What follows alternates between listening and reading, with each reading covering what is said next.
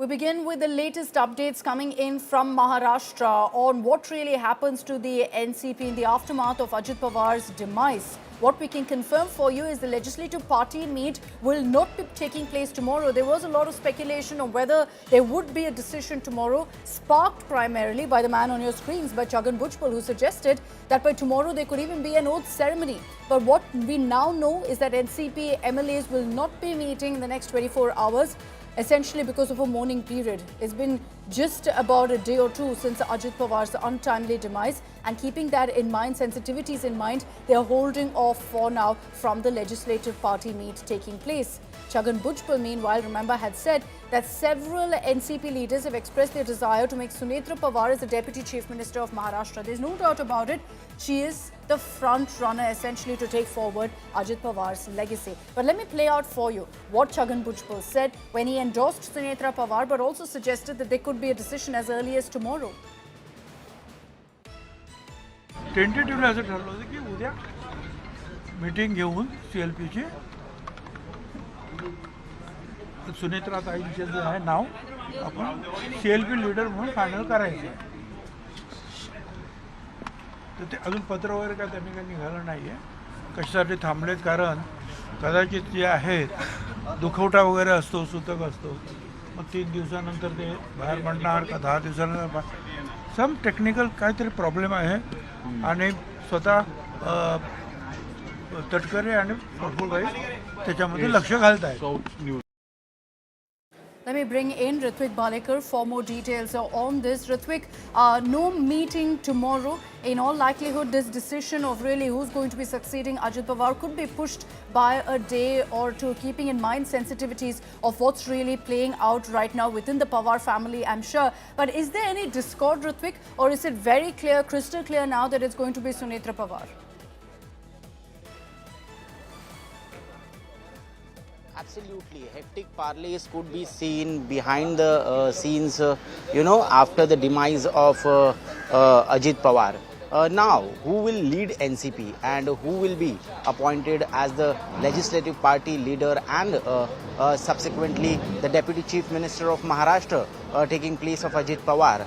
So, today we saw how aggressively and very keenly the three senior leaders of NCP Ajit Pawar faction, Praful Patel, Sunil Tatkare and Chhagan Bhujbal met CM Devendra Fadnavis early in the morning, and then they demanded categorically that not just Deputy CM post but also the portfolios which were held by Ajit Pawar should be retained with NCP Ajit Pawar faction, and they are going to claim for it. But before that, CM Fadnavis asked whether they have appointed the name, like who will be the face after Ajit Pawar and who will be appointed as Deputy CM. Once you give me the name, then I will be able to take the decision. So now the party has to follow the procedure, but there are some technicalities which are coming in way, and even the family is still mourning. There has to be some rituals which are needed to be completed. Understandable. So party leaders wanted to have, All right, Ritwik, thanks very much for joining us with all of those details. Essentially, while there has been fast-paced developments, the Pawar families decided to take a step back. They're mourning currently, and so there's no legislative party meet planned immediately. It could be happening in a day or two, whenever the family deems fit. All right, moving on, getting you our top story here on Super 6, which is all the updates coming in on the Tamil Nadu elections. With months to go for the polls, as expected, the focus right now is on who's tying up with whom. All of the alliance strategies that's now firming up. Both the NDA and the India Bloc are stepping up their political push. From high-voltage poll rallies to intense alliance negotiations, every major party is clearly now in full election mode. Let's break down for you what's unfolding in poll-bound Tamil Nadu first. We'll focus, in fact, from one alliance to another, starting with what's happening in the NDA. Who's a part of the NDA right now? And so we've got that comparison going for you. On one hand, the NDA has, of course, the BJP, the AIA-DMK, you have the AMMK, also the India Bloc has the DMK. Now the Congress has also come on board, and then you have several other parties, whether it's the MDMK the MNM, which is Makkal Needhi Mayam, all on board with the India Bloc. In the NDA, you have AMMK, TTV Dinakaran, who was referring to, which was a big surprise there because the BJP managed to ensure all differences were buried. Then you have PMK. On this hand, for the India Bloc, it's MDMK, led by Vaiko, who's always been a loyalist with the DMK, so no surprises there. VCK, Tol Tirumavallavan, is also part of the India Bloc. GK Vasan, who also shared the platform with Prime Minister Modi in that rally last week. The Tamil Nadu Congress is also part of the NDA. So this is how it's stacked up. Both sides have ensured that everyone's coming together. There are, however, a few parties who are yet to pick sides. But then the question is whether they will be game changers. Let's talk about, for example, O. Paneerselvam. What's happening with OPS? Where is he headed? There was talk that he's going to the DMK. He met with Chief Minister Stalin and then a couple of days ago made a comment where he essentially asked EPS to accept him. Remember that he was expelled from the AIADMK. TTV Dinakaran has joined the NDA, has made up with EPS, and so OPS is left with very few options, which is why in all probability, he sought that return to the NDA fold. EPS, however, has made it very clear there's no place whatsoever for O. Paneerselvam. And so there's a big question what happens to OPS. Is he really a factor in this election? You could contest that if the NDA is looking at a 1-2% vote share or bringing every possible player together, then yes. இன்றைக்கு எதிர்முதிர்மாக இருந்த TTV Dinakaran அவர்களும் எடப்பாடி பழனிசாமி முன்னிருந்திருக்கிறார்கள் ஜனநாயக கூட்டணி. அவர்கள் நினைத்தால் யார் நினைத்தால் திரு TTV Dinakaran அவர்கள் நினைத்தால் இன்றைக்கு எடப்பாடி பழனிசாமி கையில் யார் இருக்கு அவர் கையில் இருக்கு. நாங்கள் இணைய வேண்டும் சொல்லியிருக்கிறோம். அதிலிருந்து மாறுபட மாட்டாங்க. யார் இணைய வேண்டும் என்ற கோரிக்கையை நீதிகள் மாறுபட மாட்டாங்க. அவரும் அந்த கருத்தை அங்கே வலியுறுத்தியிருக்கிறார். நானே இணைந்தாலும் சொல்கிறேன், அவரை இணைந்தாலும் இணைஞ்சிடலாம்ல. அந்த வேலையை செய்தால் ஆட்டோமேட்டிக்காக அனைத்து இந்திய அண்ணா முன்னேற்றத்தில் மாபெரும் வெற்றி அடையும். 3-4 வருஷமாக கேட்டு தான் இருக்காரு. அதாவது ஏற்கனவே அனைத்து இந்திய அண்ணா திராவிட முன்னேற்ற கழகத்துடைய பொதுக்குழு கூட்டத்தில் ஏகமனதாக எடுக்கப்பட்ட முடிவு, திரு ஓபிஎஸ் அவர்கள் அடிப்படை உறுப்பினர் நீக்கப்பட்டு விட்டார். எடப்பாடி எக்காரணத்தை கொண்டு அவரை சேர்க்க முடியாது. பொதுக்குழு உறுப்பினர்கள் 2500 பேர் சேர்ந்து அவங்களை நீக்கிருக்கோம் அப்படின்னு சொல்றாரு சார். கொஞ்சம் தள்ளி இல்லை மைக்கு வெளியே எடுங்க சார், கொஞ்சம் மைக்கு மட்டும் வெளியே எடுங்க. Now, there are several other players also currently in Tamil Nadu. Some of them are being referred to as the game changers. Then, of course, the first name that comes in is of Vijay, the TVK. Vijay is making his debut in politics. But there's no doubt that he's not someone that you can lightly dismiss, considering Tamil Nadu's history of superstar netas. For Vijay, there's a new party, new hope in the polls. So what essentially happens is people are looking for an alternative, could look to him, and he has this massive outreach, huge star, so popularity already taken care of. Everyone knows him. The DMDK, Vijayakant's party, captain's party, right now under the helm of Premalata Vijayakant's wife, capable of swaying votes in tight races, right now talking with both the DMK and the NDA, but could fall short of not having any alliance. Sashikala, you may think she's with the NDA because her nephew TTV Dinakaran has joined. Not really. She's not officially part of the AMMK. She's not officially part of the AIADMK. So then why does she matter? Well, first, because of Amma's legacy and her connection with, in fact, Jayalalitha. There is also the other factor, which is that if you look at the Mugalatur Tevar vote, the AIADMK strong suit, that could be cut in the sense that you've got TTV Dinakaran now on board. So that is helping. But VK Sashikala is also a Tevar face. So they will have to ensure that if nothing, at least her endorsement comes through, because that will mean a great deal for the AIADMK in consolidating the Tevar vote, which did get cut in 2021. I'll bring in Apurva Jayachandran, who's joining us live from Chennai to break down what's happening in the NDA, because we're going to talk about both the NDA as well as the DMK alliance as well. Apurva, with in fact the DMK firming up its alliance with the Congress, for the NDA there's an added challenge here. Their strategy has been all about getting every possible party on board, but there's a big question mark over the likes of DMDK. There's a big question mark over where Sashikala or what she will say.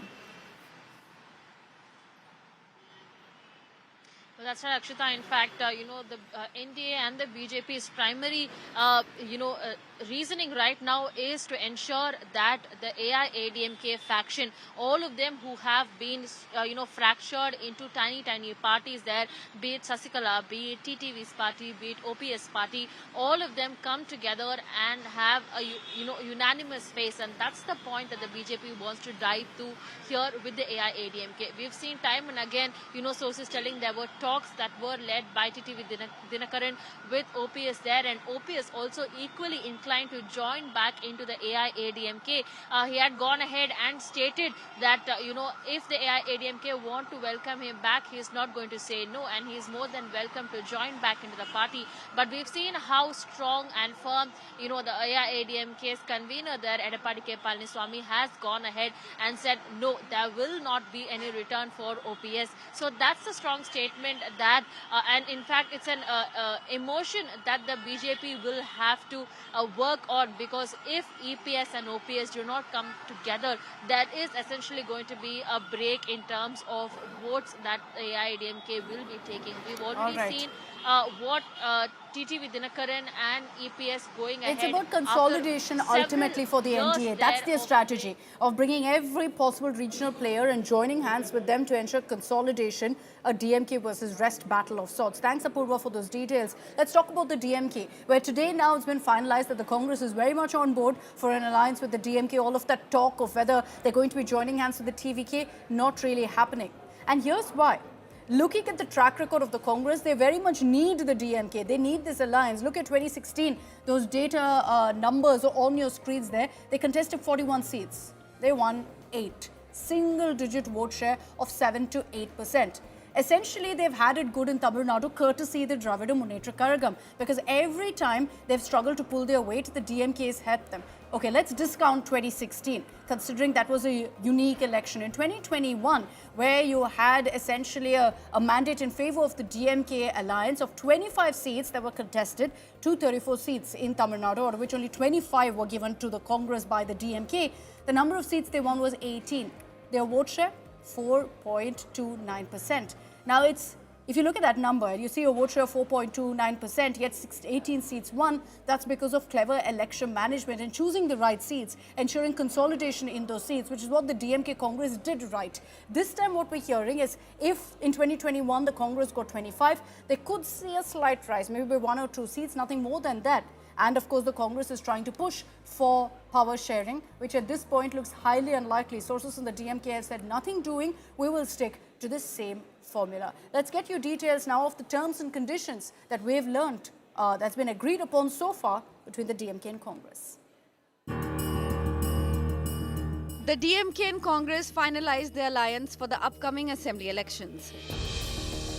The deal was sealed after leader of opposition Rahul Gandhi met his DMK MP Kanimori in the national capital. While the alliance is finalized, seat sharing and power sharing remain unresolved. Congress MP Mukul Vasnik has been given the responsibility to finalize seat sharing with its alliance partner. In the 2021 assembly polls, the Congress contested 25 seats under the DMK-led Secular Progressive Alliance and won 18. This time, the Congress is pushing for a significant increase. The other sticking point will be power sharing in the southern state. The Congress is hopeful of getting cabinet berths if the alliance comes to power. But DMK remains adamant, sticking to its single-party government model under MK Stalin. We have been meeting leaders from the Congress regularly, so it's nothing, out of the blue. And definitely this time it was about elections also. So that's the only difference. Both the party leadership are very clear about what they want. DMK-Congress alliance is a long-standing alliance, and we all know that the alliance is dealt by the leadership, and Srimati Kanimoli, the leader of the Congress, the leader of DMK in the parliament, and opposition leader Rahul Gandhi ji had a cordial meeting, and we hope that the negotiations continue in Chennai. Though the alliance looked settled, seat negotiations could still test the partnership ahead of assembly polls. Bureau Report, India Today. Okay, I'll bring in Anaga Keshav joining us live from Chennai with the latest of what's happening between the DMK and Congress. Anaga, a tune that's playing out in Delhi is all is well. Kanimuri is met with Rahul Gandhi and that talks have kicked off between the two parties on a great note. And then you hear a completely different tune in Tamil Nadu where the likes of Manikam Tagore are continuing to push pressure either for power sharing or for choosing which seats go to whom.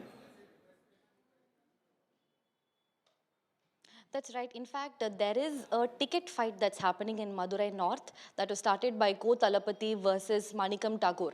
Ko Talapati, in fact, had made a statement that was very insulting towards the Congress workers in that region. And for that, Manikam Tagore has stated that he's going to be raising it with Mallikarjun Kharge.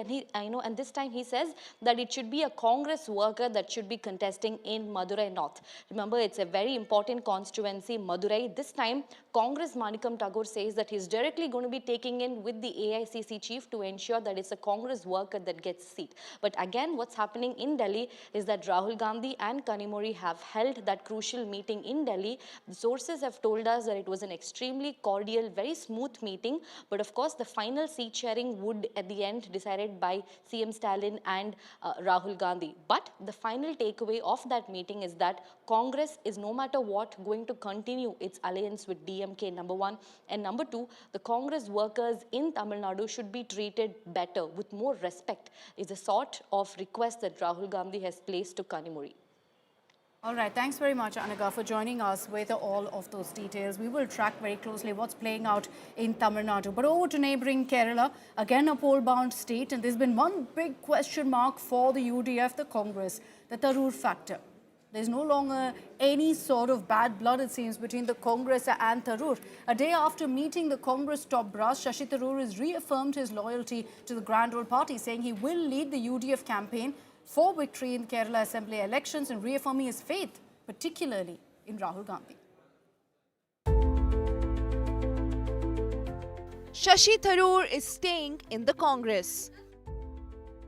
Amid reports of unease with party leadership, the Congress MP from Thiruvananthapuram met with the party president Mallikarjun Kharge and leader of opposition Rahul Gandhi on Thursday. The deliberations took place at Kharge's office in Parliament days after Tharoor skipped a meeting on Kerala elections, upset over Rahul allegedly ignoring him at a party event. Shashi Tharoor on Friday heaped praise on Rahul Gandhi, signalling a peace pact with the High Command ahead of assembly polls in Kerala. അദ്ദേഹം ഞങ്ങൾ നേതാവാണെന്ന് മാത്രമല്ല ആത്മാർത്ഥമായി നിൽക്കുന്നുണ്ട്. ഈ രാജ്യത്തിൽ പല കാര്യങ്ങൾക്ക് വേണ്ടി അദ്ദേഹത്തിന് ഒരു ശക്തമായ ഒരു സ്വരമാണ്. നിങ്ങൾക്കറിയാമല്ലോ, ഈ വർഗീയത, ക്രോധം, ഭിന്നിക്കുന്ന രാഷ്ട്രീയത്തിനെതിരെ സംസാരിക്കുന്ന ഒരാളായിട്ട് രാഹുൽ ഗാന്ധി എല്ലാവരും കാണുന്നു, ഇഷ്ടപ്പെടുന്നു. Tharoor made it clear he will remain in the Congress. These are my two leaders, the Congress president on the one hand and the leader of the opposition in my own House of Parliament, the Lok Sabha. And to have an opportunity to have a very constructive, focused conversation was good. We are moving forward together in a very positive way. Congress leaders in Kerala also lavished praise on Tharoor, describing him as a key asset for the party. He will be in the forefront for fighting this election. He is also part of the Congress party in Kerala. He will be more active in Kerala because of the election. The next 2 months, he will be here. And almost we are trying to take him to all the 140 constituencies in Kerala. He will be there. I never see he is under. I told the day before yesterday, last week also, he never told any complaint to the party. Being a senior leader, he has some views. As a democratic party, we will hear the views. We are the party to hear the views of all leaders of the Congress party. That is our attitude. That is our concerns also. At the meeting between Kharge, Rahul and Tharoor, sources say both sides emphasized unity and coordination as the party gears up for crucial Kerala Assembly polls scheduled for April and May. Tharoor was assured by Rahul Gandhi that he would receive due recognition within the party. Sources said that Tharoor assured the Congress leadership of his active participation in the party's election campaign. Sources also said that Rahul conveyed to Tharoor that his services were crucial for the Congress and assured him that he would be included in important decision-making processes going forward. Tharoor was at loggerheads with the High Command for some time over a host of issues, including his belief that he was being ignored. The leadership has, in the past, expressed discomfort over Tharoor's remarks praising Prime Minister Narendra Modi, including comments on Operation Sindoor and certain government initiatives. Now, with the peace pact sealed, the Congress will hope to put up a united front in Kerala Assembly election. With Chibimol KG from Thiruvananthapuram, Bureau Report, India Today. That's all we have time for in this edition of Super 6. Thanks very much for tuning in. I'll see you same time Monday.